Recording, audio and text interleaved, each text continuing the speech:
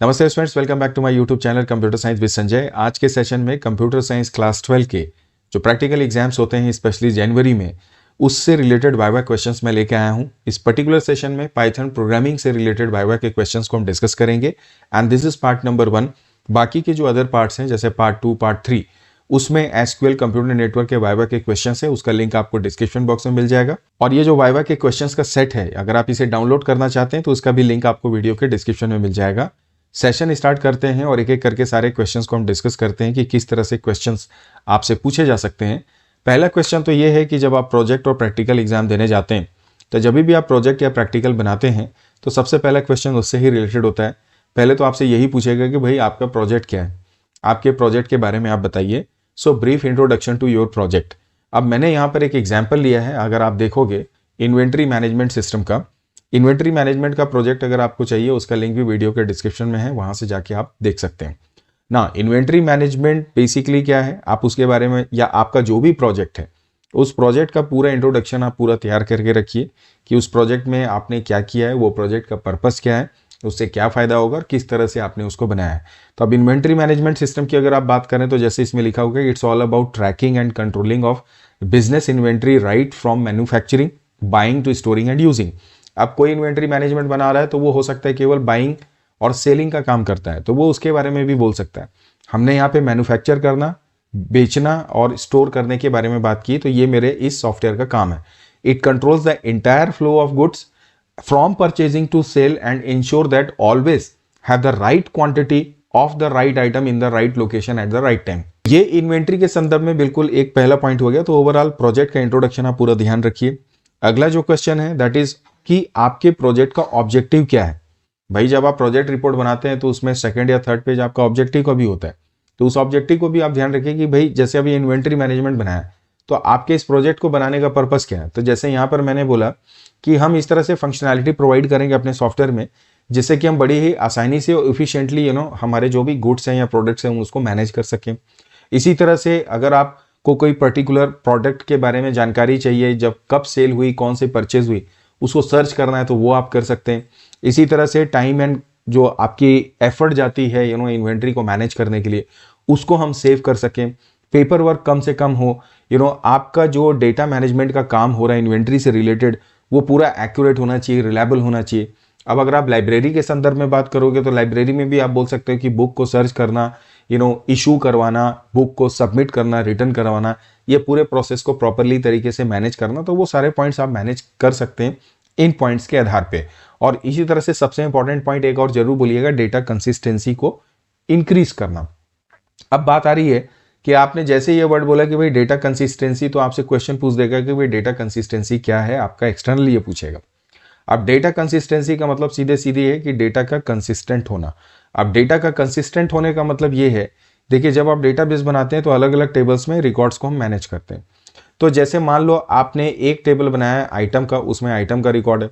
एक टेबल बनाया जिसमें आपने रिकॉर्ड स्टोर किया कस्टमर का। एक बनाया है आपने ऑर्डर का। अब आइटम का डेटा ऑर्डर में कहाँ से आ रहा है, तो आप बोलेंगे भाई आइटम टेबल से आ रहा है। कब आ रहा है, जब दोनों टेबल आपस में लिंक हो गए। तो जब आप लिंक कर रहे हैं मतलब डेटा की कंसिस्टेंसी इंश्योर कर रहे हैं। कैसे, मान लो आपके पास 3 प्रोडक्ट हैं, तो अगर आप कोई आपका जो यूजर है या कोई भी आपका जो ऑपरेटर है, अगर वो 4 नंबर प्रोडक्ट सेल करने की बात करेगा तो वो सेल ही नहीं हो पाएगा। सो इसका मतलब ये कि जो वैलिड डेटा है उनको ही आप सेल परचेस कर रहे हैं, कोई डिलीशन का काम भी आप गलत तरीके से नहीं कर सकते। तो ये सारी चीजें डेटा कंसिस्टेंसी को इंश्योर करता है। इन शॉर्ट मैं आपको बता रहा हूं। अब फिर अगला जो क्वेश्चन आपसे पूछा जाएगा कि आपने ये प्रोजेक्ट कैसे बनाया, तो आपको मालूम है 12th कंप्यूटर साइंस है, आपके पास ऑप्शंस रहते हैं, बट अगर आप उसको देखें तो उसमें पहली बात तो ये कि हमने जो प्रोजेक्ट बनाया है वो पाइथन को लेके और MySQL को लेके बनाया है। अब पाइथन को क्यों यूज़ किया, क्योंकि उसके द्वारा हम इंटरफेस डिज़ाइन करते हैं। उस इंटरफेस को हम क्या बोलते हैं, हमारा फ्रंट एंड, जिसके थ्रू यूज़र इंटरेक्ट करता है। और MySQL क्यों यूज़ किया है, जिसके थ्रू हम डेटा को मैनेज करते हैं। This is called back and. मतलब आप इंटरफेस जो बनाएंगे, फ्रंट एंड बनाएंगे, उसके थ्रू इंटरेक्ट करेंगे अपने डेटाबेस के साथ में, जो कि एसक्यूएल में बनाया गया है। और वहां से डेटा क्या होगा, कंटिन्यूसली आएगा और जाएगा। तो ये बात होगी कि कैसे आपने प्रोजेक्ट बनाया, उसको आप ध्यान रखो। फिर बोलेगा कि क्वेश्चन हो सकता है कि पाइथन और MySQL ही आपने प्रोजेक्ट में क्यों लिया, तो आप बोलेंगे एक तो ये कि भैया सजेस्टेड सिलेबस में ये बोला गया। दूसरा रीजन ये है कि पाइथन और MySQL को प्रोजेक्ट में लेने का पर्पज ये है, पाइथन के द्वारा हम कि फ्रंट एंड का निर्माण कर रहे हैं और MySQL के द्वारा हम बैक एंड का निर्माण कर रहे हैं। अभी मैंने आपको बताया कि फ्रंट एंड का मतलब ये है कि जिसके द्वारा आप इंटरैक्ट करते हैं अपने सॉफ्टवेयर में या अपने एप्लीकेशन में, इसको इंटरफेस भी हम बोलते हैं। अब जो बैकएंड है वो हो गया आपका डेटाबेस, मतलब जहां पर आपका डेटा पूरी तरह से स्टोर है, जो भी आपका सॉफ्टवेयर आपने बनाया है जिससे भी रिलेटेड। और इंटरफेस मतलब फ्रंट एंड के द्वारा आप उस बैकएंड को क्या करते हैं, ऑपरेट करते हैं। तो ये है, तो पाइथन फ्रंट एंड और बैकएंड के लिए आपने क्या इस्तेमाल किया, MySQL का इस्तेमाल किया। अगला क्वेश्चन आपसे होगा कि क्या हम पाइथन को एज ए बैकएंड और MySQL को as a front end use करते हैं, मतलब दोनों को स्विच कर लें, दोनों को यूज को।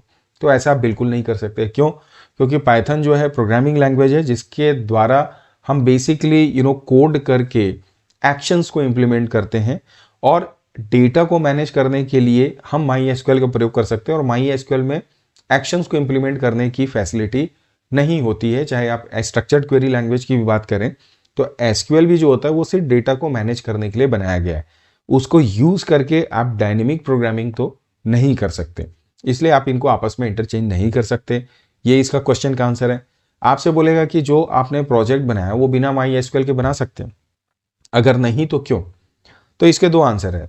दो आंसर ये बोल सकते हैं कि भाई बिना MySQL के अगर आप बनाओगे तो केवल इंटरफेस बनेगा सर, उसमें डेटा मैनेज करने का हम फैसिलिटी नहीं दे पाएंगे। और डेटा मैनेज करना है बिना MySQL के तो या तो आप CSV फाइल को यूज करोगे या कोई और दूसरा मीडियम यूज करोगे। इसलिए चूंकि जब रिकॉर्ड मैनेज करने की बात आ रही है तो हमको MySQL लेना जरूरी है, राइट? अदरवाइज हमारा जो इफेक्टिव सॉफ्टवेयर है वो बन नहीं पाएगा। अब आगे बढ़ते हैं कि क्या हम, क्वेश्चन ये बोलता है कि can we use CSV file और any other software with Python to make this project. तो बिल्कुल आप पाइथन के साथ में CSV फाइल का प्रयोग करके भी अपना प्रोजेक्ट बना सकते हैं। The ultimate goal is what, कि भाई आपने कोडिंग की, कोडिंग के द्वारा जो डेटा मैनेज करना है वो किसी न किसी डेटाबेस मैनेजमेंट में होना चाहिए। अगर आप MySQL नहीं ले रहे तो CSV फाइल को आप यूज करेंगे। CSV उतना इफेक्टिव तो नहीं है जितना आपका DBMS होता है, बट आप डेटा को तो मैनेज कर ही सकते हैं, तो CSV फाइल का भी आप यूज कर सकते हो। अगला क्वेश्चन बोलेगा भाई चलो अब आप ये बताइए कि SQL आप यूज करते हो? हाँ करते हैं। MySQL भी आपने यूज किया? बिल्कुल किया। तो दोनों में डिफरेंस क्या है? तो दोनों में डिफरेंस देखो, मैंने यहाँ पर आप देख पा रहे होंगे अपनी स्क्रीन पे, मैंने थोड़ा और इसको हम पहले जूम आउट कर दें तो देख पा रहे होंगे ये डिफरेंस मैंने लिखा है। अब ये MySQL क्या है, तो ये एक सॉफ्टवेयर है, और SQL क्या होता है कि स्ट्रक्चर्ड या सब लैंग्वेज होती है। MySQL को ऑपरेट करने के लिए हम SQL का इस्तेमाल करते हैं।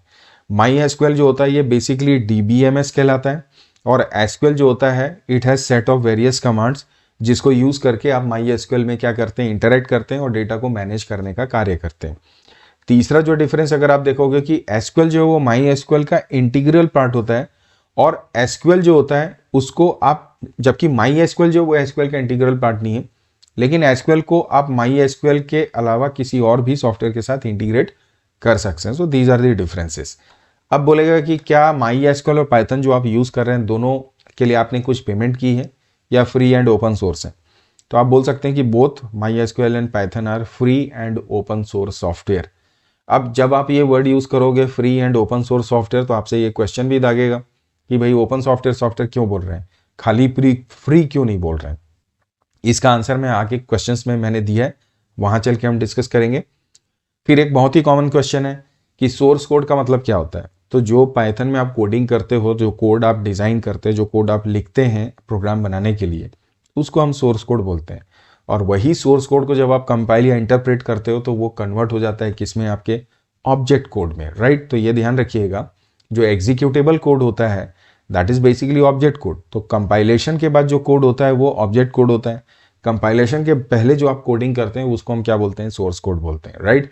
अब पाइथन क्या है, इंटरप्रेटेड है कि कंपाइल्ड है? तो पाइथन एक इंटरप्रेटेड लैंग्वेज है। अब फिर क्वेश्चन ये आएगा कि इंटरप्रेटर और कंपाइलर से आप क्या समझते हैं? तो भाई इंटरप्रेटर और कंपाइलर जो हाई लेवल लैंग्वेज या जो भी प्रोग्रामिंग लैंग्वेज में कोड्स लिखे होते हैं उनको कन्वर्ट करता है किसमें, बाइनरी कोड में, जिसको आप बाइनरी कोड भी बोल सकते हैं, मशीन कोड भी बोल सकते हैं, या ऑब्जेक्ट कोड भी बोल सकते हैं, राइट? अब फिर बोलेगा कि भाई आप पाइथन की बात कर रहे हो तो चलिए आप 4 इसके एप्लीकेशंस बताइए। तो आप कोई भी एप्लीकेशन गिना सकते हैं, ऐसा नहीं कि जो मैंने यहाँ पे लिखा है वही सही है। तो देखो पाइथन का सबसे ज़्यादा यूज़ हो रहा है वेब डेवलपमेंट में। इसके कुछ एग्जांपल्स मैंने दिए हैं, जैसे डिजेंगो, पिरामिड, फ्लास्क, इनको प्रयोग कर सकते हैं as a framework web development के। फिर गेम्स बनाने के लिए आप यूज़ कर सकते हैं, तो पाई गेम या पाई स्वाई के नाम से एप्लीकेशंस हैं। देन आर्टिफिशियल इंटेलिजेंस और मशीन लर्निंग में तो इसका इस्तेमाल हो ही जा रहा है, तो इसके लिए जो साई पाई, पैंडा, सी बॉर्न के नाम से जो डिफरेंट लाइब्रेरीज हैं उनका आप इस्तेमाल करते हैं। फिर डेटा विजुअलाइजेशन मतलब डेटा एनालिसिस में आप इसका यूज़ कर सकते हैं, तो पैंडास है, मैटप्लॉटलिब है, उन सब का प्रयोग इसमें किया जाता है। देन जीयूआईज मतलब सॉफ्टवेयर नॉर्मल डिज़ाइन करने के लिए, इंटरफेस डिज़ाइनिंग के लिए भी आप पाइथन का प्रयोग कर सकते हैं। इसके अलावा भी तमाम जो डिफरेंट एप्लीकेशन है आप गिना सकते हैं, कोई भी एप्लीकेशन इसमें गलत नहीं होगी जब बहुत ज़्यादा आप किसी गलत का नाम ले रहे हैं। अगला क्वेश्चन बोलेगा भाई पाइथन ही आप क्यों यूज़ कर रहे हैं, as compare to other languages Python की क्या एडवांटेज है, why it is so much popular. तो भाई इसके कुछ रीज़न है, तो जो फीचर्स ऑफ पाइथन है आप उसको गिना सकते हो। आपने पढ़ा भी होगा कि भाई पाइथन एक डायनेमिक लैंग्वेज है, आप वेरिएबल को डेटा टाइप लेने का जरूरत नहीं है, इसमें huge library and community support आपको मिलता है, काफ़ी आसानी से आप इसको लर्न और प्रयोग कर सकते हैं। देन ये डिफरेंट टाइप ऑफ इन्वायरमेंट्स, चाहे वो मोबाइल एप्लीकेशन की बात करो, डेस्कटॉप एप्लीकेशन की बात करो, वेब डिज़ाइनिंग की बात करो, हार्डवेयर के प्रोग्रामिंग की बात करो, उन सब के लिए आप इसको क्या कर सकते हैं, प्रयोग कर सकते हैं। और क्लाउड कंप्यूटिंग और एआई के लिए तो आज के ज़माने में ये बेस्ट है ही है, one of the best language है ही। अगला क्वेश्चन आपसे बोलेगा कि चलिए भाई ये पाइथन की बात हो गई, पाइथन आप बनाते हैं तो पाइथन में मॉड्यूल सुना है, तो बोले हाँ सुना है। तो मॉड्यूल क्या होता है, तो मॉड्यूल क्या है, बेसिकली एक सिंपल फाइल है। पाइथन में जब आप कोडिंग करते हैं, जो भी फाइल आप रेडी करते हो जिसका एक्सटेंशन .py होता है, उसको हम मॉड्यूल बोलते हैं। दूसरा थोड़ा और टेक्निकल होकर अगर आपको बोलना है तो आप ये बोल सकते हैं कि पाइथन इज मॉड्यूल जो होता है basically it is collection of various functions, जिसको यूज़ करके आप अपने एप्लीकेशन को एग्जीक्यूट करते हैं, किसी पर्टिकुलर टाइप ऑफ वर्क को करते हैं, राइट। तो आप ऐसे भी बोल सकते हैं सेट ऑफ कोड जो आप बनाते हैं जब आप उसको सेव करते हैं .py एक्सटेंशन के साथ, तो वो भी मॉड्यूल होता है। सो ये बात हो गई हमारे मॉड्यूल की। अब पाइथन मॉड्यूल का एक्सटेंशन .py होता है, py, ये भी क्वेश्चन हो सकता है। देन पाइथन में जब आप किसी मॉड्यूल को इंपोर्ट करते हो तो कैसे करते हो, तो यहाँ पर हमने लिखा है, आपने देखा भी होगा जब भी आप अगर आपने प्रोजेक्ट बनाया होगा तो जैसे इंपोर्ट किया, आप केवल टैबलेट कर सकते हो। रैंडम फाइल को अगर आपको यूज़ करना है तो इंपोर्ट रैंडम आप लिख सकते हो। आपसे क्वेश्चन कर सकता है कि ये सही है कि नहीं, तो बिल्कुल सही है। अगर आप लिखते हो इंपोर्ट, आपको बोलेगा रैंडम, तो क्या एज लगा के आर कर सकते हैं, तो ये भी बिल्कुल कर सकते हैं। यहाँ पर आर आपने रैंडम का नाम दे दिया। तो अगर आप केवल इंपोर्ट रैंडम करोगे तो इसका कोई फंक्शन यूज़ करना है तो आप क्या लिखते हो, रैंडम डॉट रैंडिंट, ऐसे आप इसका फंक्शन को यूज़ करेंगे। और रैंडम एज आर कर दोगे तब आप क्या लिखते हो इसको, आर डॉट रैंड इंट, तो आप इसका एलियास नेम को यूज़ करके इस्तेमाल कर सकते हैं। तो ये बात ध्यान रखिए इंपोर्ट कैसे करते हैं। और एज लगा के देखिए, यहाँ पे ये दोनों एग्जांपल हैं, एज भी प्रयोग कर सकते हैं, बिना एज के भी कर सकते हैं। क्वेश्चन इसका आता है, आपसे इसके बारे में पूछा जा सकता है, तो ध्यान रखिएगा। फिर बोलेगा कंपाइलर और इंटरप्रेटर में क्या डिफरेंस है, कई दफ़ा ये भी बेसिक लेवल पे पूछा जाता है। तो कंपाइलर सोर्स कोड को मशीन कोड में कन्वर्ट करता है और ये केवल स्कैन और प्रोड्यूस करता है error in the code, right. Then compiler क्या रहता है, सारे कोड को एक बार में स्कैन करता है, इंटरप्रेटर लाइन बाय लाइन सारे कोड्स को स्कैन करता है। ये कम टाइम लेता है इंटरप्रिटेशन में, जबकि इंटरप्रेटर ज़्यादा टाइम लेता है। इसका साइज़ बड़ा होता है कंपाइलर का, ये स्मॉल साइज़ का होता है। ये दोनों सिंटैक्स और सिमेंटिक एरर्स को चेक करता है, जबकि ये केवल सिंटैक्स एरर को चेक करता है, राइट। तो ये बात हुई कंपाइलर और इंटरप्रेटर के डिफरेंसेस की।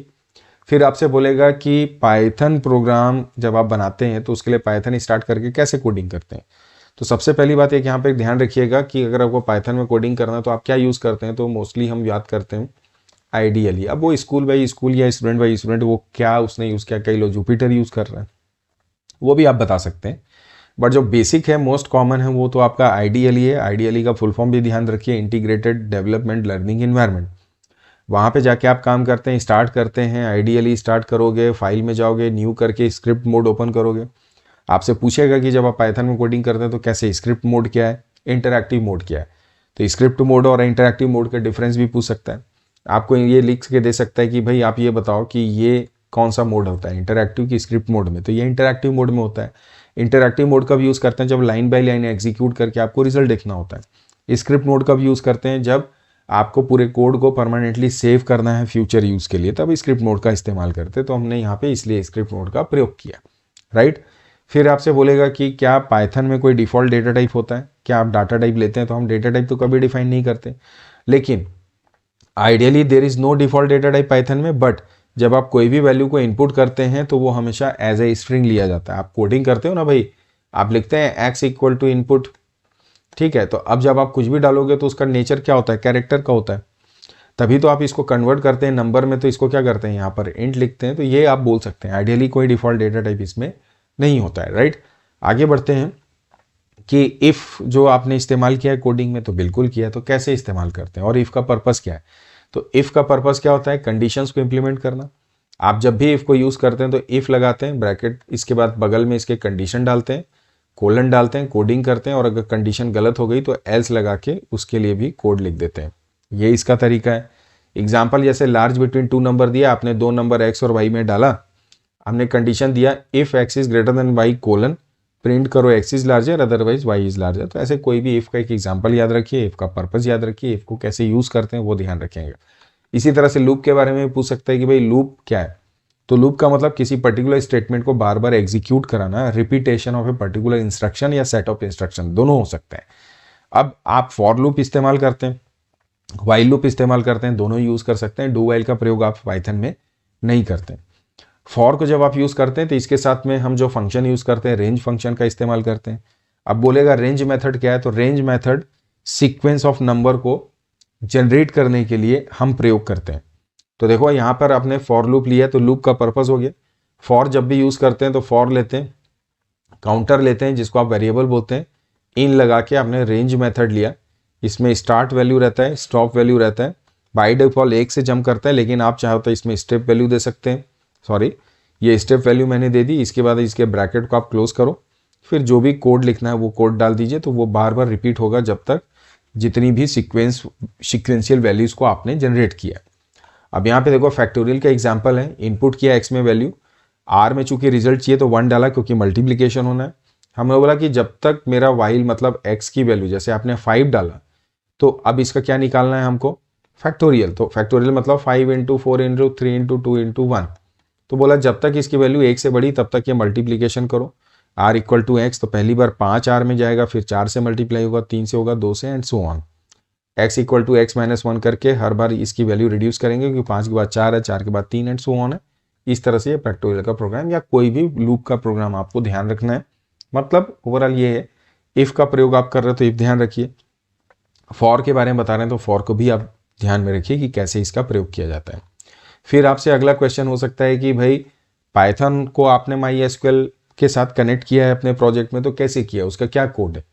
तो देखिए, जब आप सबसे पहले तो ये बताइए कि भाई पाइथन को MySQL के साथ कनेक्ट करना है, तो हमने इसके लिए हमारे पास एक लाइब्रेरी है mysql.connector, हम उसको इंपोर्ट कर रहे हैं, और इंपोर्ट करने के बाद उसका जो भी ऑब्जेक्ट का नाम देना है वो आप यहाँ पे दे सकते हैं। इसके बाद में आप क्या कर रहे हैं, यहाँ पर कनेक्शन ऑब्जेक्ट बना रहे हैं, और जब आप कनेक्शन ऑब्जेक्ट बनाएंगे तो इस MySQL जो हमने यहाँ पर हमारी लाइब्रेरी को एज ए इम्पोर्ट किया है कनेक्टर को, उसके अंदर एक मेथड होता है कनेक्ट, उसके द्वारा हम क्या कर रहे हैं, अपने पाइथन को MySQL से कनेक्ट करेंगे। और जब कनेक्ट मेथड का इस्तेमाल करते हैं तो इसमें 4 हम प्रॉपर्टी सेट करते हैं, होस्ट, यूज़र, पासवर्ड और डेटाबेस। होस्ट में आप हमेशा लिखते हैं लोकल होस्ट, ध्यान रखिए ये फिक्स है, लोकल होस्ट ही रहेगा। यूज़र में रूट डालते हैं, और पासवर्ड आप वो लिखते हैं जो आप अपने कंप्यूटर में MySQL जब आपने इंस्टॉल किया तो जो भी पासवर्ड दिया होगा। और जिस डेटाबेस के साथ कनेक्टिविटी करनी है उस डेटाबेस का नाम है यहाँ पे हम सैंपल या जो भी है वो हम यहाँ पे लिखते हैं। तो जब आप कनेक्ट मेथड इस्तेमाल करेंगे तो 4 पैरामीटर सेट कर दें, होस्ट, यूज़र, पासवर्ड और डेटाबेस को, जिसमें होस्ट और यूज़र मोस्टली फिक्स है, पासवर्ड और डेटाबेस आपकी चॉइस के ऊपर डिपेंड करता है, आपकी सिचुएशन जो भी रिक्वायरमेंट है उसके ऊपर डिपेंड करता है। अब ये जो कनेक्शन ऑब्जेक्ट है इसको फ्यूचर में हम यूज़ करेंगे, लेकिन उसके पहले कनेक्शन इस्टेब्लिश हो गया। इसके बाद हमने एक कर्सर बनाया। कर्सर का मतलब रिकॉर्ड सेट, कि जो भी डेटाबेस है उसका जो रिकॉर्ड सेट है जो वहाँ जाएगा या आएगा, उसको मैनेज करने के लिए, सेट ऑफ रिकॉर्ड को बनाने के लिए हमने यहाँ पर एक कर्सर ऑब्जेक्ट बनाया है। ये रिकॉर्ड सेट भी बोल सकते हैं। हमने बोला जो मेरा कनेक्शन ऑब्जेक्ट है उसके कर्सर मेथड को कॉल करके ये रिकॉर्ड सेट बना दो। फिर जो भी रोल नंबर, नाम और क्वेरी आपने इनपुट किया, सॉरी रोल नंबर और नाम, सिर्फ 2 चीज़ को हमने इनपुट किया। उसके बाद में हमने जो डेटा इंसर्ट करने के लिए SQL में कमांड यूज़ करते हैं, इंसर्ट इनटू स्टूडेंट, फिर वैल्यूज़ और ब्रैकेट में इन्वर्टेड कॉमा के द्वारा हम प्लेस होल्डर का निर्माण करते हैं, और यहाँ पे डॉट फॉर्मेट लगा के रोल नंबर और नेम की वैल्यू को हम प्लेस करवाएंगे। ये जो क्वेरी हमने वेरिएबल बनाया उसको हम पास कर देंगे एग्जीक्यूट में, तो ये रिकॉर्ड सेट जो माई कर्सर हमने बनाया है उसके एग्जीक्यूट को जब आप रन करेंगे, ये मेथड क्या करेगा, इस क्वेरी को एग्जीक्यूट करेगा और हमारा जो ये सैंपल डेटाबेस है इसके अंदर जाके स्टूडेंट टेबल में इन दोनों रोल नंबर और नेम को जो आपने इनपुट किया उसको स्टोर करवा देगा। तो इस कोड को अगर आपने बनाया है तो बहुत अच्छी बात है, नहीं बनाया तो इसको याद कर लीजिए। और उसके बाद जब फाइनली ये पूरा वर्क हो जाएगा तो कमिट मेथड के द्वारा हम इस पूरे एग्जीक्यूशन को कंप्लीट करेंगे, राइट। और मैसेज दे दिया डेटा क्लोज, और उसके बाद हमारा कनेक्शन ऑब्जेक्ट का काम खत्म, हम उसको क्या कर देंगे, यहाँ से क्लोज कर देंगे। तो ये हुआ मेरा कि कैसे हम पाइथन और MySQL को आपस में कनेक्ट करते हैं, राइट। अगला है which library we use to connect with SQL। तो अभी मैंने आपको बताया MySQL.connector। The next, what do you mean by open source software, give some example. जब मैंने पहले भी बताया कि पाइथन MySQL क्या है, आपके ओपन सोर्स सॉफ्टवेयर, तो आपको ध्यान रखना है इस चीज़ का। तो अब ओपन सोर्स सॉफ्टवेयर में दो बातें हैं, which is free to use, free to share, free to edit you can say, और free to research. Python MySQL open source software होते हैं, और ओपन सोर्स सॉफ्टवेयर बोलने के एक पीछे रीज़न ये भी है कि इनको जो लाइसेंस मिला हुआ है वो ओपन सोर्स का लाइसेंस मिला होता है, राइट। जैसे GNU GPL के बारे में आपने पढ़ा होगा जब आप सोशल इम्पैक्ट या सोसाइटी लॉ एथिक्स पढ़ते हैं, तो वहाँ पर इसकी चर्चा की जाती है। तो ये जो GNU या GPL जनरल पब्लिक लाइसेंस जो मिलता है वो ओपन सोर्स सॉफ्टवेयर के पॉइंट ऑफ व्यू से हम बात करते हैं। तो ये सारे सॉफ्टवेयर या ओपन सोर्स के बारे में हम बता सकते हैं। उसके बाद बोलेगा कि क्या हम वाइल लूप को, डू वाइल लूप को ये बोल रहा है कि हम पाइथन में यूज़ कर सकते हैं। आप देखें इस क्वेश्चन नंबर 27 को, तो हम डू वाइल का प्रयोग पाइथन में नहीं करते। फॉर आप यूज़ कर सकते हैं, वाइल आप यूज़ कर सकते हैं। फिर एक बहुत इंपॉर्टेंट क्वेश्चन पाइथन में ये रहता है कि भाई म्यूटेबल और इम्यूटेबल आपने सुना है, आप बोलेंगे हाँ सुना है, तो दोनों में डिफरेंस क्या है। तो आप जानते हैं म्यूटेबल का मतलब जिसके वैल्यू को आप चेंज कर सकते हो बिना उसके आइडेंटिटी को चेंज किए हुए, आइडेंटिटी मतलब एड्रेस को। और इम्यूटेबल का मतलब ये है कि उसकी आइडेंटिटी को चेंज किए बिना उसकी जो ओरिजिनल वैल्यू है आप उसको चेंज नहीं कर सकते। और इम्यूटेबल में एक बात है कि इसकी वैल्यू अगर चेंज हो रही है मतलब उसकी आइडेंटिटी भी चेंज हो रही है, आइडेंटिटी का मतलब उसका एड्रेस भी चेंज हो रहा है, राइट। अब आप बोलेंगे जैसे आपने लिया x, इसमें डाला 20, अब अगर आप x में डालते हो 40 तो आप बोलोगे भाई ये तो इम्यूटेबल है, तो 40 डाला तो क्या होगा। तो मान लो जब आप x में 20 डाला तो इसका एड्रेस था 1000, लेकिन जब आप x इक्वल टू 40 करोगे तो इसका एड्रेस हो जाएगा 2000। इसका मतलब ये इम्यूटेबल हो गया, राइट। लेकिन अगर ये म्यूटेबल होता और x इक्वल टू 40 करते तो इसका एड्रेस सेम रहता और इसकी वैल्यू क्या हो जाती, चेंज हो जाती, जो कि हमारे इम्यूटेबल के केस में पॉसिबल नहीं होता है। तो जो भी स्ट्रिंग लेते हो, टपल लेते हो, फ्लोट या इंटीजर लेते हो, वो सब इम्यूटेबल होता है। और म्यूटेबल में ज़्यादातर लिस्ट और डिक्शनरी की ही हम बात करते हैं जब आप पाइथन की कोडिंग करते हैं, राइट। अगला क्वेश्चन आपसे पूछा जाएगा कि भाई आप दो एग्जाम्पल दो म्यूटेबल का, इम्यूटेबल का। मैंने बता दिया म्यूटेबल का मतलब लिस्ट और डिक्शनरी, इम्यूटेबल का मतलब है स्ट्रिंग और टपल, तो ध्यान रखेंगे इस बात को। फिर आपसे क्वेश्चन होगा कि भाई लिस्ट और टपल के बीच का डिफरेंस बताइए। तो लिस्ट म्यूटेबल है, टपल इम्यूटेबल है। लिस्ट मेमोरी ज़्यादा स्पेस ऑक्यूपाई करता है, टपल कम मेमोरी स्पेस ऑक्यूपाई करता है। लिस्ट का जो एग्जीक्यूशन या इम्प्लीमेंटेशन होता है उसमें टाइम ज़्यादा लगता है। टपल में एग्जीक्यूशन इम्प्लीमेंटेशन कम होता है। लिस्ट को हम स्क्वायर ब्रैकेट के द्वारा प्लेस करते हैं, जबकि टपल को हम स्मॉल ब्रैकेट के द्वारा क्या करते हैं, प्लेस करते हैं, ध्यान रखेंगे। फिर अगला क्वेश्चन इसी तरह से पूछा जा सकता है, लिस्ट और डिक्शनरी के बीच में क्या डिफरेंस है वो आप बताइए। तो जैसे मैंने आपको बताया कि पहली बात तो ये कि ये स्क्वायर ब्रैकेट से प्लेस होता है, ये कर्ली ब्रैकेट से। लिस्ट जो होता है वो इंडेक्स्ड वैल्यू बेस्ड पेयर बनाने का कार्य करता है, या उसमें जो आइटम्स होते हैं वो इंडेक्स वाइज स्टोर किए जाते हैं। और डिक्शनरी में की वैल्यू का पेयर वाइज आइटम मैनेज होता है, की भी आप खुद लेते हो और वैल्यू भी आप देते हैं। लिस्ट के केस में इंडेक्स जो होता है वो प्री डिफाइंड होता है, वो सिस्टम डिफाइंड होता है, आप उसको डिफाइन नहीं करते। किसी एलिमेंट को अगर आपको लिस्ट से एक्सेस करना है तो उसका इंडेक्स का इस्तेमाल किया जाता है, जबकि डिक्शनरी में किसी एलिमेंट की वैल्यू एक्सेस करनी है तो उसका जो कोरेस्पॉन्डिंग की है आप उसको प्रयोग करते हैं। तो ये डिफरेंसेस को ध्यान रखिए। फिर आपसे बोला जाएगा कि एक्सेप्शन के बारे में आप क्या जानते हैं, और अगर आपने पढ़ा है चूंकि सिलेबस में तो क्वेश्चन हो सकता है, how can we handle it, ये भी आपसे पूछा जा सकता है।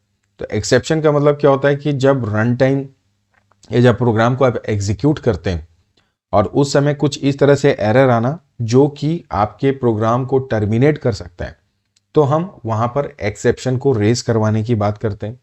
तो एक्सेप्शन बेसिकली क्या रहता है, डिफाइंड एरर, मतलब आपने एक एरर को नाम दे दिया सो दैट जब आपके प्रोग्राम में वो रन करने पर एरर आए तो आपका प्रोग्राम बिना किसी प्रॉब्लम के अनइंटरप्टेडली क्या हो जाए, क्लोज हो जाए, और आपके सारे डेटा क्या होना चाहिए, वो सेफ होने चाहिए, राइट। ये एक्सेप्शन का पर्पज है। एक्सेप्शन को हैंडल करने के लिए जब एक्सेप्शन रेज होता है तो उसको एक्सेप्शन हैंडलर के द्वारा उसमें कोड करके और टाइप ऑफ एक्सेप्शन को फाइंड आउट करके फिर हम क्या करते हैं, प्रोग्राम में हैंडल करने का कार्य करते हैं।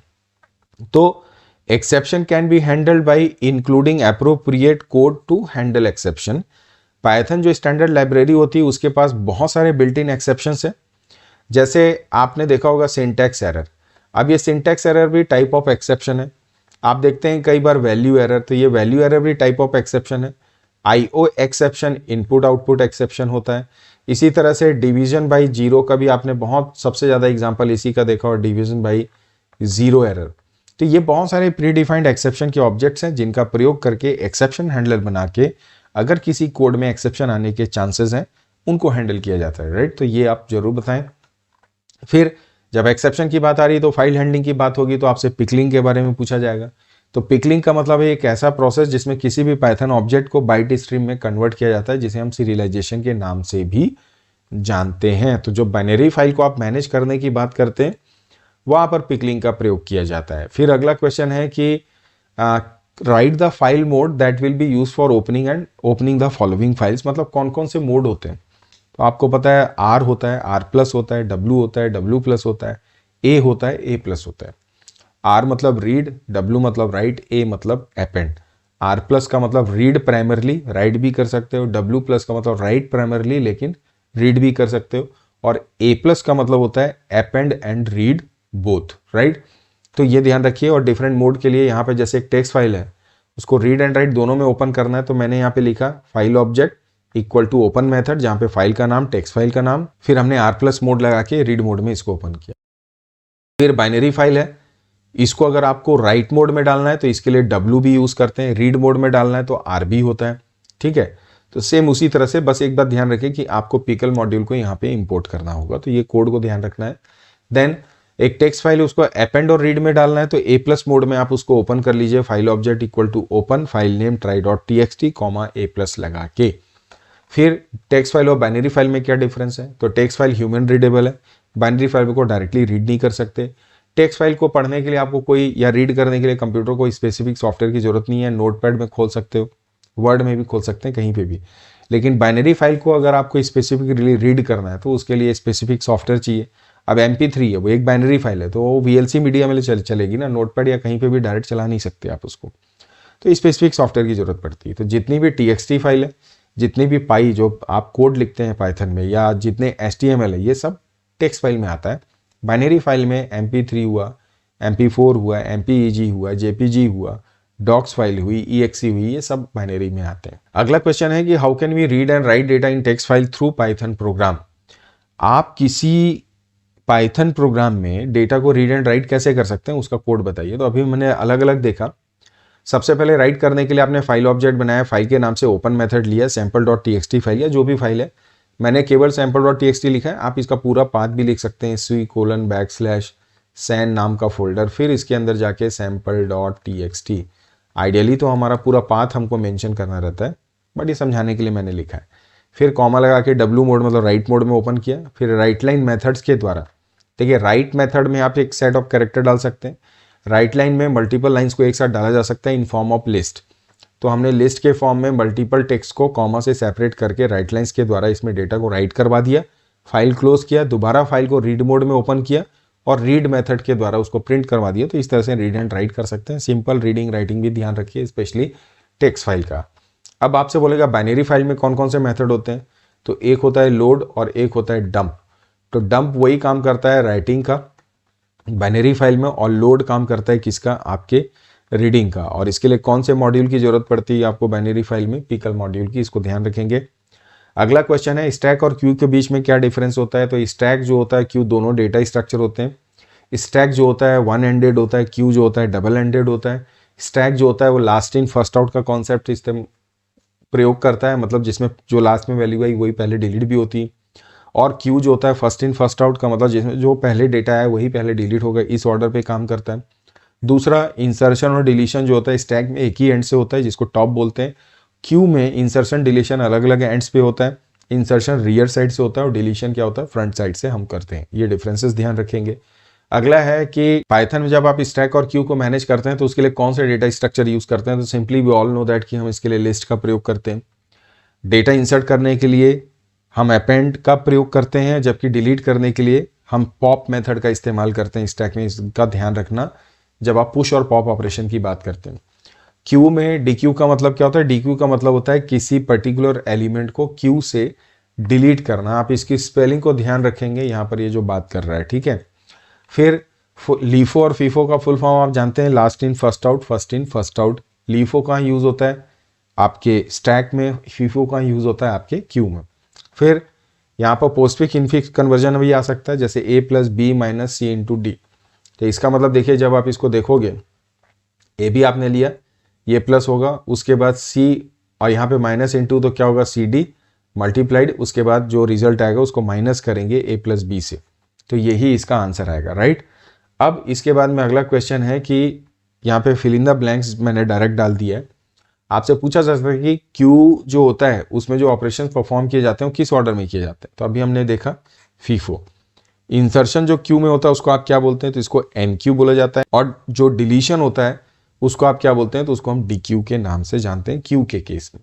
अगला क्वेश्चन बोलेगा कि जो आपके क्यू में डिलीशन होता है कहाँ, कौन से एंड में होता है, तो हमेशा ध्यान रखिए फ्रंट एंड पे। इंसर्शन क्या होता है, रियर एंड पे। फिर मान लीजिए किसी क्यू में ASDF आपके एलिमेंट्स हैं, अगर आप इसको डिलीट करोगे तो क्या ऑर्डर आएगा, तो फर्स्ट इन फर्स्ट आउट। तो जो ऑर्डर है ASDF वही इसका आंसर भी होगा डिलीशन में भी, ध्यान रखेंगे। फिर बोलेगा CSV का फुल फॉर्म क्या है, तो कॉमा सेपरेटेड वैल्यू।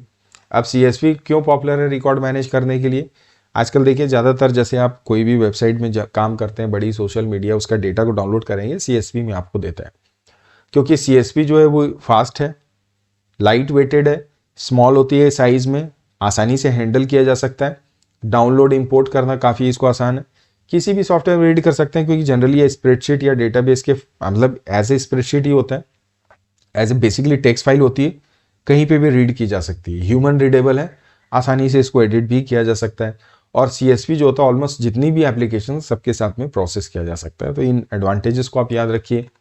फिर पाइथन आइडियली आप यूज़ करें तो आइडियली का फुल फॉर्म क्या है, तो आपको मैंने बता ही दिया कि integrated development learning environment.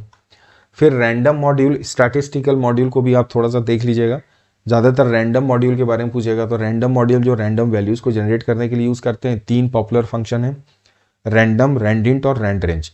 Random function क्या करता है, ये फ्लोट वैल्यू जनरेट करता है 0 और 1 के बीच में, और रैंडिंट जो रहता है वो जो इसके अंदर हम रेंज देते हैं, जैसे आप लिखते हैं, आपने लिखा रैंडम डॉट रैंड इंट, आपने डाला 4 और 8, तो यहाँ पर ये 4 से लेकर 8 including 4 and 8 random value generate करेगा। तो क्या क्या रिजल्ट हो सकता है, 4 भी हो सकता है, 5, 6, 7, 8, ये सब हो सकता है।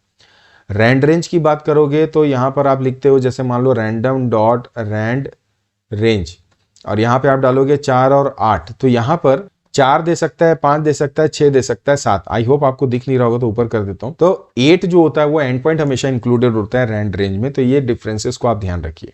अगला क्वेश्चन है ग्लोबल वेरिएबल क्या है।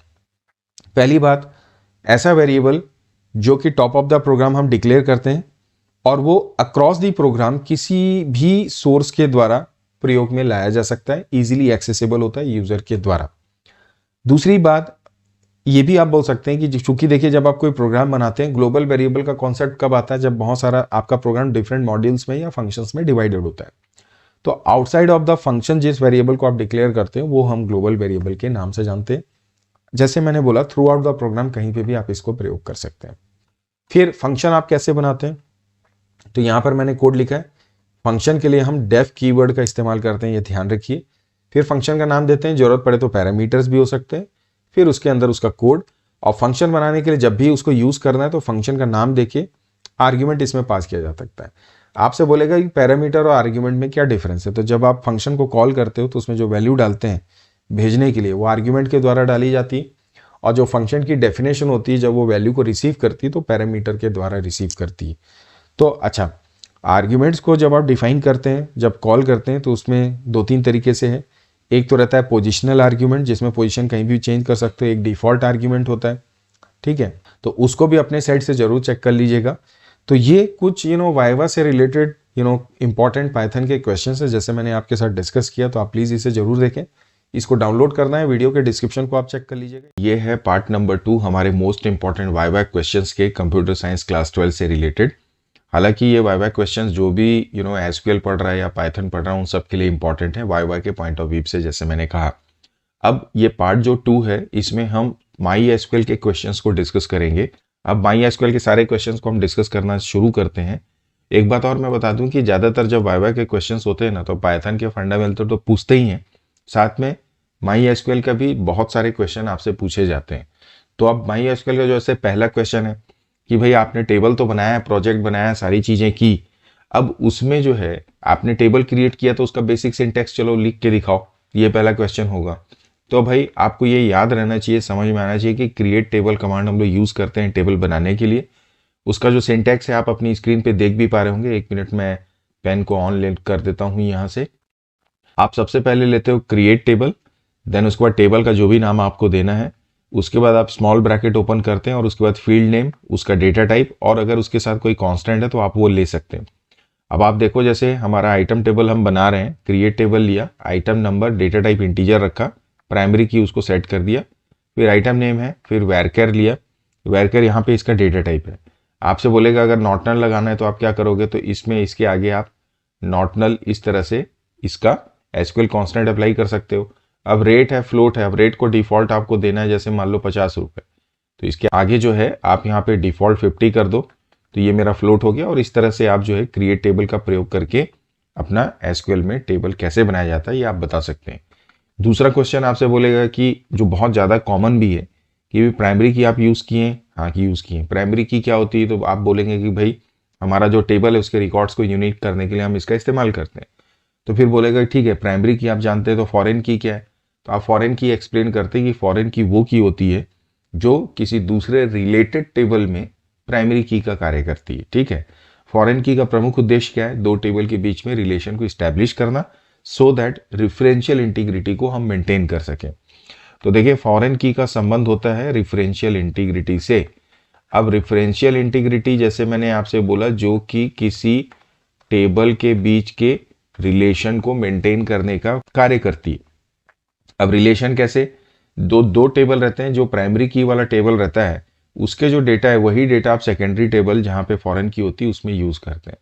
अगर आप सेकेंडरी टेबल मतलब जिसमें फॉरेन की लगी उसके डेटा को चेंज करेंगे तो वो चेंज तब तक नहीं होगा जब तक वो प्राइमरी की वाले टेबल में चेंज नहीं अप्लाई होता है। तो इस तरह से रेफरेंशियल इंटीग्रिटी के रूल्स एंड रेगुलेशंस रहते हैं, वो ध्यान रखिए। अब डिफरेंस जो है ये बहुत ही कॉमन क्वेश्चन है, थ्योरी के पॉइंट ऑफ व्यू से भी, वाइवा और सभी के पॉइंट ऑफ व्यू से। अब प्राइमरी की और फॉरेन की में क्या डिफरेंस है, तो बोलता है कि भाई प्राइमरी की जो होती है वो किसी टेबल के डेटा को यूनिक करने के लिए हम अप्लाई करते हैं। ठीक है, दूसरी बात प्राइमरी की किसी एक टेबल में सिर्फ एक ही हो सकती है, फॉरेन की किसी भी टेबल में एक से ज़्यादा हो सकती है। प्राइमरी की में कभी भी नल वैल्यू स्टोर नहीं किया जा सकता, आप उसको ब्लैंक नहीं छोड़ सकते, ना ही उसमें मिसिंग वैल्यू डाल सकते हैं। लेकिन फॉरेन की में नल वैल्यू हो सकती है, प्राइमरी की में डुप्लीकेट वैल्यूज़ नहीं हो सकती, जबकि फॉरेन की में डुप्लीकेट वैल्यूज़ हो सकती हैं। तो इस तरह से आप इसके डिफरेंसेस बता सकते हैं। फिर अगला हमारा क्वेश्चन है कि differentiate between single row function and multiple row function. Single row और मल्टीपल रो में क्या डिफरेंस है, तो अब देखिए माई एसक्यूएल आप यूज़ करते हैं, एसक्यूएल यूज़ करते हैं, उसमें प्री डिफाइंड फंक्शंस भी रहते हैं, उसकी डिफरेंट कैटेगरीज भी होती हैं। सबसे ज़्यादा जो आप यूज़ करते हैं वो यूज़ करते हैं एग्रीगेट फंक्शन, जिसे हम मल्टीपल फंक्शन के नाम से भी जानते हैं। इसके अलावा जो बाकी दूसरे फंक्शंस हैं जैसे डेट फंक्शन है, न्यूमेरिक फंक्शन है या टेक्स्ट के फंक्शन है, ये सब सिंगल रो फंक्शन के अंतर्गत आते हैं। अब दोनों में डिफरेंस क्या है कि जो सिंगल रो फंक्शन है it return single result for each row. मान लीजिए आपके पास एक टेबल है, मैं यहाँ पे एक छोटा सा टेबल बना रहा हूँ, या टेबल नहीं सीधे मान लीजिए कोई टेबल है, उसमें आपके पास 4 रोज है। अगर आप इसमें डेट फंक्शन अप्लाई करोगे या न्यूमेरिक फंक्शन अप्लाई करोगे तो ये आउटपुट भी 4 इंडिविजुअल रोज के इंडिविजुअल आउटपुट ही प्रोवाइड करेगा, मतलब 4 आंसर ही आएंगे इसके। लेकिन मल्टीपल रो में क्या है, मान लीजिए आपके पास में ऐसे 6 रो हैं या 4 रो हैं, लेकिन जब आप इसको एग्रीगेट करोगे तो इसके एक ही आंसर आपको मिलता है। जैसे आपने सम लगाया तो सम का मतलब ये सभी को ऐड करके आपको एक फाइनल आंसर देगा। तो ये एक सिंगल रिजल्ट आपको प्रोवाइड करता है ग्रुपिंग के बाद में। सिंगल रो का जैसे मैंने आपको नाम बताया, टेक्स्ट फंक्शन हो सकते हैं, न्यूमेरिक हो सकते हैं, डेट टाइम। मल्टीपल रो जो है that is basically aggregate function, मतलब जैसे सम, काउंट, एवरेज, मिन, मैक्स, ये मल्टीपल रो में आते हैं। दूसरा, सिंगल रो को आप सेलेक्ट में यूज करिए, वेयर क्लॉज में यूज करिए, आराम से, इसमें कोई दिक्कत नहीं है। लेकिन मल्टीपल रो फंक्शन जो होता है ये आप ज्यादातर ग्रुप बाई क्लॉज के साथ आप इसको क्या करते हैं, प्रयोग करते हैं। तो इस बात को आप ध्यान रखिए, आप सेलेक्ट के साथ में या वेयर में मल्टीपल रो का प्रयोग नहीं करते हैं, right. So these are the differences. अगला क्वेश्चन आपसे बोलेगा कि आप करंट डेट जो है एसक्यूएल में कैसे डिस्प्ले करते हैं। तो दो तरीके से, एक तो आप देख रहे हो यहाँ पे लिखा हुआ है कर डेट। चूंकि डेट की बात हुई है तो अगर आप नाउ फंक्शन का भी प्रयोग करेंगे तो भी डेट दिखाएगा, लेकिन नाउ में और करंट डेट में सिर्फ ये रहता है, करंट डेट सिर्फ डेट को डिस्प्ले करता है, जबकि नाउ जो है वो डेट और टाइम दोनों को डिस्प्ले करता है। तो ये हुआ मेरा ये अगला क्वेश्चन। फिर आपसे बोलेगा what is the full form of SQL. SQL का फुल फॉर्म क्या है, ये भी एक कॉमन क्वेश्चन है। स्ट्रक्चर्ड क्वेरी लैंग्वेज आप जानते हैं। फिर माई एसक्यूएल क्या है, डीबीएमएस है कि आरडीबीएमएस है। तो माई एसक्यूएल आरडीबीएमएस है। आज की डेट में डीबीएमएस नाम के सॉफ्टवेयर बहुत ही कम है या इस्तेमाल में ही नहीं आते हैं। तो आप माई एसक्यूएल देखो, ओरेकल देखो, एसक्यूएल सर्वर देखो, इनग्रेस देखो, ये सब जो है आरडीबीएमएस। अब आपसे अगर डीबीएमएस का एग्जांपल पूछ ले तो जो पहले चलते थे जैसे कि फॉक्सप्रो डीबीएमएस था। आप बोलेंगे पहले चलता था, मैंने इनग्रेस वर्ड यूज किया, वो एक्चुअली इनग्रेस जो है वो पुराने जमाने का सॉफ्टवेयर है, वो एक्चुअली डीबीएमएस होता था, माफी चाहता हूं उसके लिए। पहले चलता था डीबेस, तो आप डीबेस जो है उसको भी बोल सकते हैं कि डीबीएमएस के एग्जाम्पल थे। तो ये पहले ही हुआ करते थे। अभी जितने भी सॉफ्टवेयर्स हैं या डीबीएमएस है वो आरडीबीएमएस ही कहलाते हैं। आरडीबीएमएस का फुल फॉर्म ध्यान रखिए, रिलेशनल डेटाबेस मैनेजमेंट सिस्टम। और रिलेशनल डेटाबेस मैनेजमेंट सिस्टम में रिलेशनल किसको इंडिकेट करता है, किससे रिलेटेड है, तो वो टेबल से रिलेटेड है। ये लिंकिंग वाले रिलेशनल से रिलेटेड नहीं होता है। आरडीबीएमएस में रिलेशनल का तात्पर्य टेबल से होता है। आगे बढ़ते हैं। What is the difference between DDL and DML. तो डीडीएल और डीएमएल मतलब डेटा डेफिनेशन लैंग्वेज, और डीएमएल में मतलब होता है डेटा मैनिपुलेशन लैंग्वेज। फिर डीडीएल का प्रयोग होता है किसी भी टेबल या डेटाबेस के स्ट्रक्चर को डिफाइन करना, मैनेज करना। डेटा मैनिपुलेशन लैंग्वेज जो होता है ये पूरे डेटाबेस को मैनेज करता है, स्ट्रक्चर से ज्यादा बेटर हम कहें उसके अंतर्गत जो डेटा आते हैं उसको मैनेज करना। तो क्रिएट, अल्टर, ड्रॉप, ये तीनों या इस तरह से जितने भी कमांड्स हैं वो डेटा डेफिनेशन लैंग्वेज में आते हैं। डेटा मैनिपुलेशन लैंग्वेज की अगर आप बात करो तो इंसर्ट है, अपडेट है, डिलीट है, ये सभी आपके डीएमएल के अंतर्गत आते हैं, राइट। सेलेक्ट स्टेटमेंट जिससे आप क्वेरी बनाते हैं that also comes under this DML. I move to the next. What do you mean by relation in RDBMS. तो जैसे मैंने आपसे अभी कहा थोड़ी देर पहले कि रिलेशन का मतलब टेबल होता है आरडीबीएमएस में, लिंकिंग की बात यहाँ पे नहीं होती। अगला क्वेश्चन है ग्रुप बाई को आप एग्जाम्पल से बताओ कि ग्रुप बाई हम क्यों यूज करते हैं, कोई एग्जाम्पल आप दे सकते हैं क्या।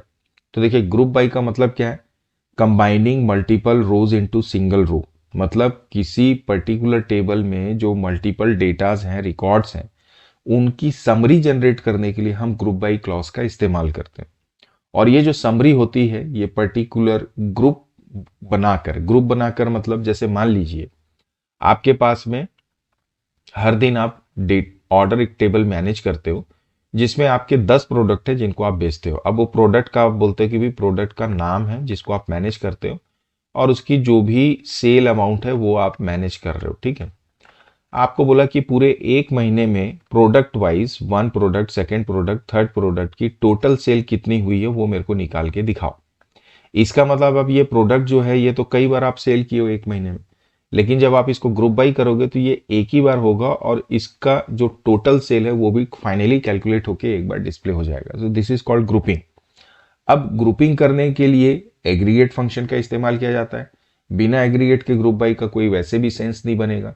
अब इसको प्रयोग करना है तो आप देखिए यहाँ पर एक कोड लिखा हुआ है, सेलेक्ट ब्रांड जिसके आधार पे ग्रुप करना है और जिस वैल्यू का कैलकुलेशन करना है उसमें एग्रीगेट फंक्शन लगा के उसको सेपरेट करते हैं, फिर टेबल का नाम, देन सिंपली नीचे ग्रुप बाई और जिस फील्ड, जैसे मैंने बताया कि मेरा ये ग्रुपिंग फील्ड है, उसको यहाँ पे आपको मेंशन करना रहता है। इसमें आप वेयर क्लॉज का इस्तेमाल भी कर सकते हैं, हैविंग का भी इस्तेमाल कर सकते हैं। ग्रुप बाई के पहले वेयर होता है और ग्रुप बाई के बाद में हैविंग होता है। पहले का मतलब वेयर क्लॉज पहले ही डेटा को फिल्टर करके ग्रुप बाई को देगा, और ग्रुप बाई के बाद जो हैविंग होता है, जो भी रिजल्ट ग्रुप होके आते हैं, फर्दर उसको फिल्टर करने के लिए हम हैविंग का इस्तेमाल करते हैं। इस बात को आप ध्यान रखो। अगला क्वेश्चन है कि write SQL command to display your name in capital letters. अब आपका नाम कैपिटल लेटर में आपको डिस्प्ले करना है, सीधे सीधे अपर केस उसका मेथड है, या यू केस या अपर के नाम से हम इसको जानते हैं। तो आप इसको अप्लाई कर दीजिए, आपका जो भी नाम है या जो भी टेक्स्ट है वो कैपिटल में आएगा।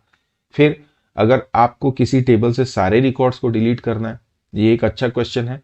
तो ज़्यादातर जो कन्फ्यूजन होता है वो होता है डिलीट, फिर आपका जो भी टेबल का नाम है, जैसे डिलीट आइटम लिख दो, तो क्या ये काम करेगा? तो delete item actually standard SQL का कमांड है, लेकिन जब आप माई एसक्यूएल में जिसकी आप प्रैक्टिस करते हैं वहां पर शायद ये काम नहीं करे, तो आप लिखते हैं डिलीट फ्रॉम लगा के फिर टेबल का नाम देते हैं। तो ये ध्यान रखिए, जब आप इसको लिखोगे तो सारे रिकॉर्ड यहाँ से डिलीट हो जाएंगे।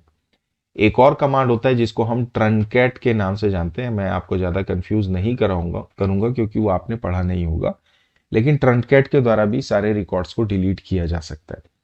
अगला क्वेश्चन है what SQL command we can use to display first 4 letters of a field. यहाँ पे बोल रहा है कि किसी पर्टिकुलर फील्ड या डाटा के फर्स्ट 4 लेटर को आपको लेना है, तो हम इसके लिए लेफ्ट फंक्शन का प्रयोग करते हैं। लेफ्ट के द्वारा इसका प्रयोग किया जाता है। हालांकि ये एक बात यहाँ पर ये मुझे जो आ रही है कि कंप्यूटर साइंस में शायद ये लेफ्ट फंक्शन ना पूछा जाए। इंफॉर्मेटिक्स प्रैक्टिस की तैयारी जब आप करते हैं तो उसमें लेफ्ट फंक्शन हो सकता है। अगला क्वेश्चन है can we use where clause in place of having और वाइसा वर्सा इन एसक्यूएल। तो बिल्कुल आप नहीं कर सकते। वेयर को हैविंग की जगह या हैविंग को वेयर की जगह नहीं रखा जा सकता, क्योंकि जैसे मैंने पहले भी ग्रुप बाई के दौरान कहा कि वेयर जो होता है वो प्री फिल्टर होता है और हैविंग जो होता है वो पोस्ट फिल्टर का कार्य करता है। अब इसी में देखिए डिफरेंस की बात भी कर सकता है कि what is the difference between where and having. तो आप देखिए यहाँ पे लिखा हुआ है कि वेयर जो होता है, सबसे पहले बात की प्री फिल्टर की, और हैविंग क्लॉज जो होता है ये बेसिकली पोस्ट फिल्टर का कार्य करता है। अब जैसे ग्रुप बाई क्लॉज है, ग्रुप बाई क्लॉज में जो डेटा रिसीव किया जाता है उसको पहले ही फिल्टर करके अगर आपको भेजना है तो वेयर क्लॉज के द्वारा, और आपने ग्रुप बाई क्लॉज लगाया और ग्रुप बाई क्लॉज के बाद में जो रिजल्ट आया उसको फर्दर आगे फिल्टर करना है, तब हम हैविंग क्लॉज का इस्तेमाल करते हैं। वेयर क्लॉज जो होता है उसको आप इन जनरल सेलेक्ट में, अपडेट में, डिलीट में कहीं पे भी इस्तेमाल कर सकते हैं, लेकिन हैविंग जो होता है वो केवल सेलेक्ट स्टेटमेंट में ग्रुप बाई के साथ एसोसिएटेड होता है।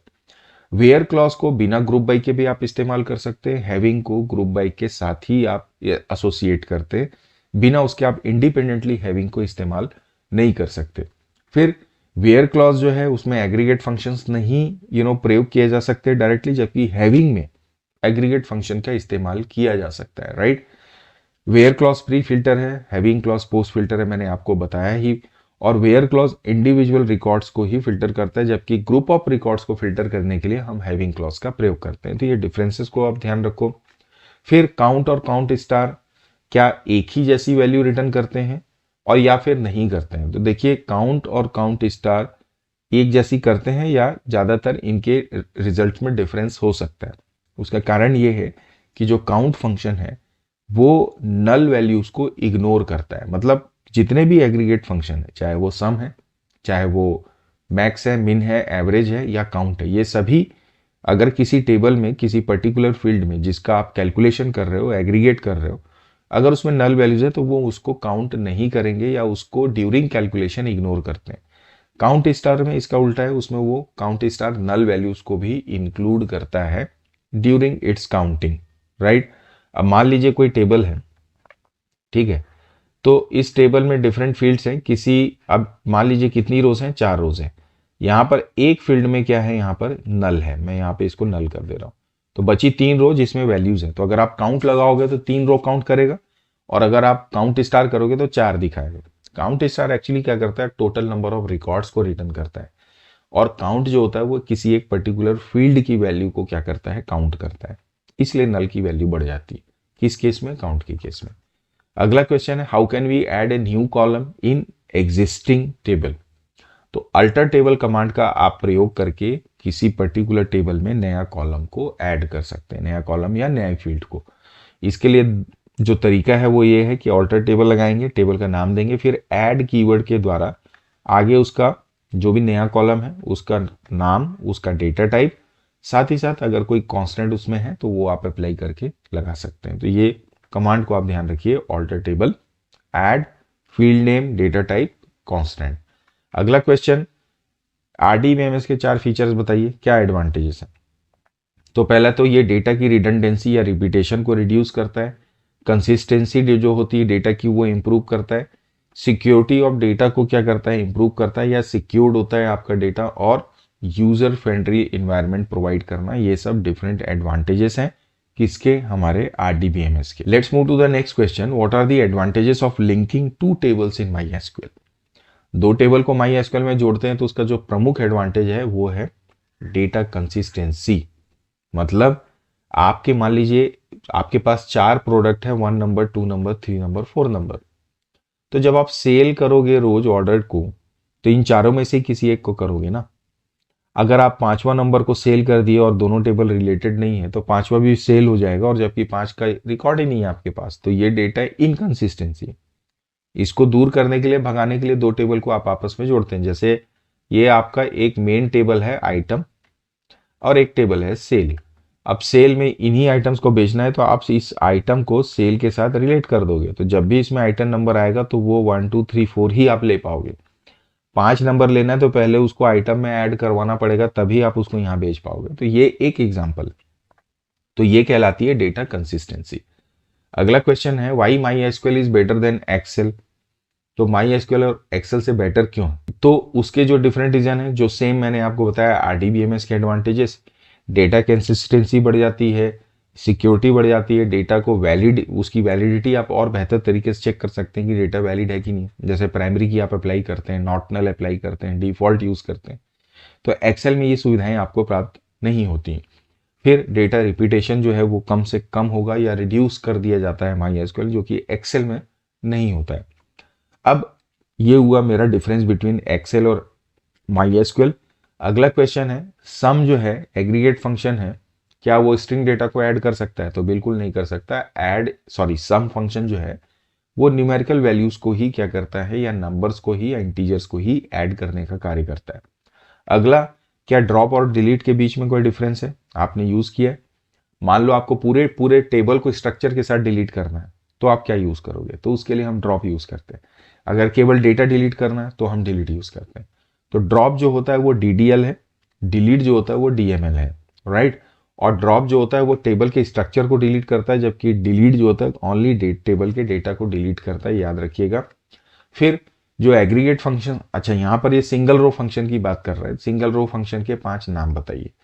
तो यहाँ पर मैंने round, month name, INSTR, in string, upper या ईयर यूज किया है। आप मॉड फंक्शन भी ले सकते हो, आप पावर फंक्शन का भी एग्जांपल दे सकते हो, आप इसमें नाउ फंक्शन का भी इस्तेमाल दे सकते हो, करंट डेट के लिए कर डेट लगाते हैं, इसका भी आप नाम दे सकते हैं जो आपने प्रैक्टिस किए होंगे। ये हुए सिंगल रो। अब मल्टीपल रो का एग्जांपल भी बोलेगा, एग्रीगेट की जगह पूछा जा सकता है मल्टीपल रो के कुछ 5 फंक्शंस बताइए। तो सम है, एवरेज है, मैक्स है, मिन है, काउंट है, ये सब आप उसमें काउंट करवाइए। अगला क्वेश्चन है, कोई एक आइटम टेबल यहाँ पे लिखा हुआ है देखिए, और आपकी क्वेरी बनानी है to display all item having no brands, जिसमें नो ब्रांड है, तो इसमें लगेगा इज नल, ठीक है। तो select star from item where brand is null, आप लिख दो, आपकी क्वेरी चल जाएगी। How to display all unique brand from item table, जब यूनिक डेटा निकालना होता है, मान लीजिए आपका ब्रांड है, वो आपने 100 प्रोडक्ट अपने टेबल में स्टोर किए और उनका जो ब्रांड है वो 3-4 ही है, तो तीनों चारों ब्रांड कई बार रिपीट होंगे, लेकिन आपको केवल ब्रांड नेम दिखाना है, यूनिक ब्रांड नेम्स, तो आप डिस्टिंक्ट कीवर्ड का इस्तेमाल करते हैं। तो सेलेक्ट डिस्टिंक्ट, ब्रैकेट में ब्रांड डाल दीजिए, और ये भी ध्यान रखिए कि यहाँ पर ये ब्रांड को हमने ब्रैकेट में डाला हुआ है, ठीक है। तो select distinct brand from item, तो डिस्टिंक्ट कीवर्ड के द्वारा यूनिक आइटम को ड्यूरिंग रिट्रीवल ऑफ रिकॉर्ड हम डेटा फिल्टर करके दिखा सकते हैं। तो डिस्टिंक्ट कीवर्ड डेटा की क्वेरी बनाने में काम आता है, सॉरी टेबल की जब आप क्वेरीज या जब डेटाबेस में आप कार्य करते हैं। ड्यूरिंग डिजाइनिंग यूनिकनेस के लिए प्राइमरी की का इस्तेमाल किया जा सकता है। तो प्राइमरी की जगह आप डिस्टिंक्ट नहीं लगा सकते, ठीक है। अगला क्वेश्चन है ज्वाइन क्या होता है, डिफरेंट टाइप ऑफ ज्वाइंस के नाम बताइए। ज्वाइन का मतलब वो मल्टीपल टेबल्स को ज्वाइन करके मतलब एक कॉमन रिकॉर्ड को डिस्प्ले करना, या मल्टी टेबल क्वेरी की जब हम बात करते हैं, एक होती है सिंगल टेबल क्वेरी की एक ही टेबल से डेटा को निकालना, लेकिन डिफरेंट टेबल्स हैं उनकी बेसिस पे डेटा को कंबाइन करके आपको फिल्टर करके रिकॉर्ड निकालना है, तो ज्वाइन किया जाता है। तो मल्टीपल टेबल्स को कंबाइन करना, 3-4 तरीके की ज्वाइंस होती हैं। इक्वी ज्वाइन है, आप देखें अपने स्क्रीन पे, इक्वी है, नेचुरल है, इनर है, आउटर, ये सभी जो होती हैं आपके ज्वाइन कहलाती हैं। और एक और होता है सेल्फ ज्वाइन, जो खुद के ही टेबल से खुद को ज्वाइन करता है। इनके नाम आप गिना दीजिए। ज़्यादातर आपने इक्वी और नेचुरल और इनर ज्वाइन के बारे में ही डिस्कस किया होगा। आगे बढ़ते हैं। एसक्यूएल कमांड लिखिए डिसेंडिंग ऑर्डर में रिकॉर्ड को डिस्प्ले करने के लिए। तो आप इसके लिए क्या यूज करते हैं, order by clause. By default ये डेटा को असेंडिंग ऑर्डर में जमाता है। अगर आपको उसको डिसेंडिंग में करना है तो इसी के आगे ऑर्डर बाई सीई, सी नेम या फील्ड नेम, इसके बाद आप DESC करके सेमीकोलन डाल दीजिए, तो डेटा डिसेंडिंग ऑर्डर में डिस्प्ले होता है। नेक्स्ट क्वेश्चन है, आगे बढ़ते हैं। How can we display tip from given string tech tip now. ये IP से रिलेटेड है, कंप्यूटर साइंस के लिए हो सकता है, आप इसको इग्नोर कर सकते हैं। सब स्ट्रिंग फंक्शन के द्वारा किसी पर्टिकुलर स्ट्रिंग के सब स्ट्रिंग को हम एक्सट्रैक्ट कर सकते हैं।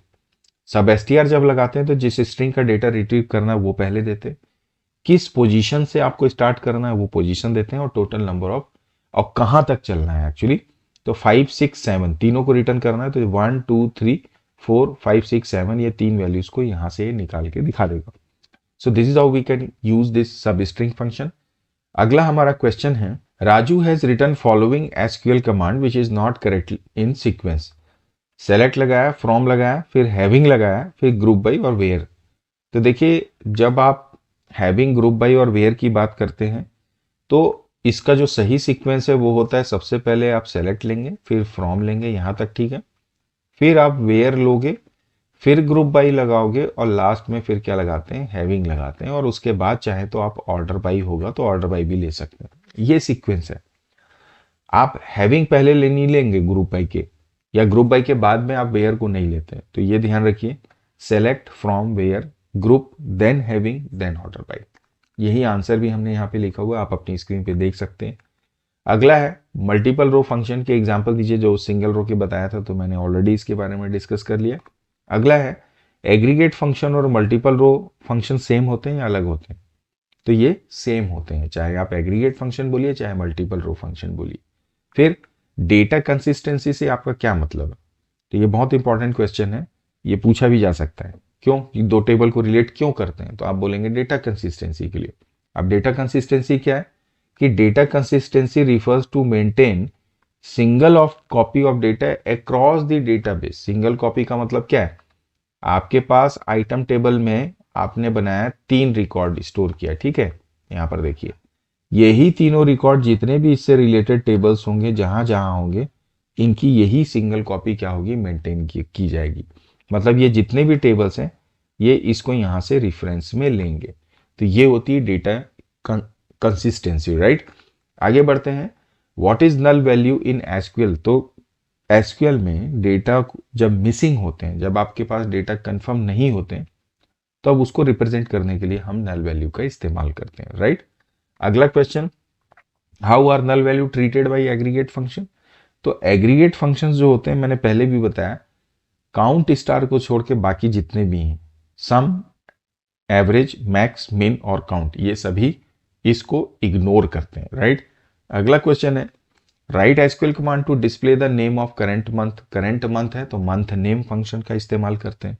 ध्यान रखिए, राउंड क्या है, एग्रीगेट फंक्शन है, तो बिल्कुल नहीं है, ये सिंगल रो फंक्शन के अंतर्गत आता है, याद रखिए। और आप ये भी ध्यान रखिए, आपसे ये पूछा जा सकता है कि अगर आप लिखते हो सेलेक्ट, आपने डाला राउंड, आपने डाला 12.687, अगर आप राउंड करोगे तो कितना आंसर आएगा, तो ये आपको राउंड में 13 देगा। अगर आप बोलते हो सेलेक्ट, अगर आप लिखते हो राउंड, 2 डिजिट में राउंड करना, तो आप क्या लिखोगे 12.687 कॉमा 2 डाल दीजिए, तब ये आंसर क्या देगा 12.69, राइट, ये इसका आंसर आएगा। और अगर ये -2 होता तो ये -1 होगा तो नियरेस्ट 10, -2 होगा तो नियरेस्ट 100, तो अगर आप -1 कर दोगे तो इसका नियरेस्ट 10 क्या है, तो 10 है, तो आंसर क्या आ जाएगा आपका 10 आ जाएगा। ठीक है, ये ध्यान रखिए। अगला क्वेश्चन है 5 टेक्स्ट फंक्शन के नाम, ये नोट कर लीजिए, अपर, लोअर, ट्रिम, सब एसटीआर, INSTR। ये हो सकता है कंप्यूटर साइंस से रिलेवेंट ना हो। न्यूमेरिकल फंक्शन बिल्कुल पूछा जा सकता है। तो पावर है पावर के लिए, राउंड है राउंड के लिए, जैसे कहा SQRT, मॉड और एब्सोल्यूट। तो ये पाइथन में भी कुछ इस तरह से ही फंक्शंस आप इस्तेमाल करते हैं, SQL में भी आप कह सकते हैं। अब वेयर क्लॉज की जरूरत क्या है, इंपॉर्टेंस ऑफ वेयर क्लॉज। तो किसी भी डेटा को रिट्रीव करने के दौरान डेटा को फिल्टर करने के लिए हम वेयर क्लॉज का इस्तेमाल करते हैं। तो it acts as a filter in select query. ये सेलेक्ट क्वेरी को स्पेसिफिक रिकॉर्ड जो दी हुई कंडीशन है उसके अकॉर्डिंग रिटर्न करने में मदद करता है। अब वेयर क्लॉज लगाते हैं तो ऑपरेटर्स याद रखिए, इन ऑपरेटर है, कंपैरिजन ऑपरेटर है। कंपैरिजन का मतलब equal to, greater than, less than, उनका आप इस्तेमाल कर सकते हैं। एक होता है रेंज ऑपरेटर, रेंज का में आपने इस्तेमाल किया होगा बिटवीन, एंड का, ध्यान रखिए। और ये जो इन है, ये जो मैंने यहाँ पे लिखा, ये एक्चुअली रेंज में ही आता है। ठीक है, तो कंपैरिजन, रेंज। और एक होता है स्ट्रिंग एक्सप्रेशन डिफाइन करने के लिए लाइक ऑपरेटर, जिसमें आप लिखते हैं लाइक S%। तो यहाँ पर S से शुरू होने वाले जितने नाम है उनको ये दिखा देगा। तो मुख्यतः ये 3 डिफरेंट ऑपरेटर्स का आप इसमें इस्तेमाल करते हैं। फिर इंसर्ट इनटू क्या है, DDL या DML, ये कैटेगरीज भी आपसे पूछी जा सकती है। तो इंसर्ट जो होता है वो डेटा मैनिपुलेशन लैंग्वेज में आता है। DDL में ऑल्टर, ड्रॉप, क्रिएट, इसको हम रखते हैं DDL में। अगला बोलेगा how many foreign key can be assigned in a table, तो as many as you want. ठीक है, ये फिक्स नहीं है, ये मोर देन 1 भी हो सकता है। ठीक है, प्राइमरी की कितनी हो सकती है, तो 1 हो सकती है। फिर प्राइमरी की बात हुई तो कैंडिडेट की को भी याद रखिएगा। अब कैंडिडेट की क्या होती है, जब आप कोई टेबल डिजाइन करते हो तो प्राइमरी की अप्लाई करने से पहले जितनी भी कीज जो आपको लगता है कि प्राइमरी की दावेदार हो सकती, वो कैंडिडेट की। फिर अल्टरनेट की क्या होती, तो जब आप किसी फील्ड में जो भी कैंडिडेट कीज होती हैं उनमें से किसी एक को प्राइमरी की सेलेक्ट कर लेते हैं तो बाकी जो बचती हैं उनको हम अल्टरनेट की बोलते हैं। ठीक है, की का महत्व क्या है, तो डेटा की इंटीग्रिटी, यूनिकनेस को मेंटेन करने के लिए की का इस्तेमाल करते हैं। एक और की होती है जिसको हम जानते हैं यूनिक की के नाम से। तो यूनिक की भी डेटा की, नॉट डेटा की, रो के यूनिकनेस को मेंटेन करती। लेकिन यूनिक और प्राइमरी में एक ही डिफरेंस है, वैसे आप 2 भी कह सकते हैं। प्राइमरी एक हो सकती है, मल्टीपल यूनिक की हो सकती है। प्राइमरी में नल वैल्यू नहीं होता लेकिन यूनिक में नल वैल्यू हो सकता है, ये ध्यान रखिएगा।